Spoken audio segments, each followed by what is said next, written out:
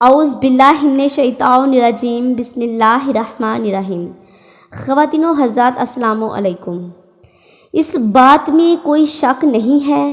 کہ امام مہدی علیہ السلام کا ظہور انشاءاللہ عن قریب ہونے والا ہے،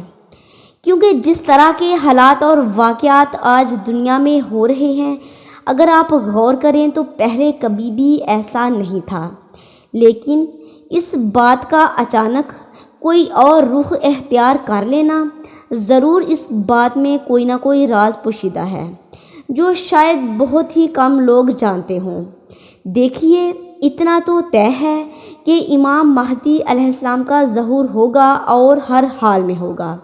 جیسے کہ پاک نبی صلی اللہ علیہ وآلہ وسلم نے فرمایا کہ اگر قیامت میں ایک دن بھی باقی رہ جائے تو اللہ اس دن کو اتنا طویل کرے گا کہ یہاں تک کہ میرے بیٹے کا ظہور ہو جائے گا۔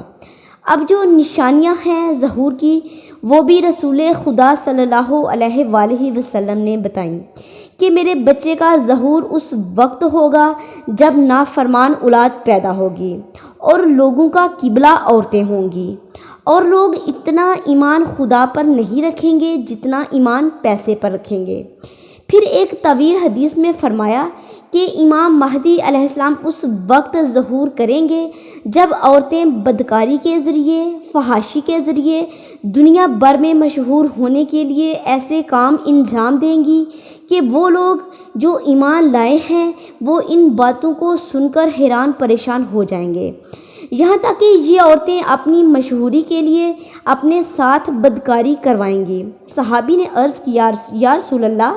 یہ کون سی عورتیں ہوں گی؟ فرمایا، یہ وہ ہیں جن کا ٹھکانہ جہنم میں ہے، اور یہ سفیانی کی پیروکار ہوں گی اور یہ لوگوں کو گمراہ کریں گی اور اس طرح پوری دنیا میں مشہور ہونے کی کوشش کریں گی۔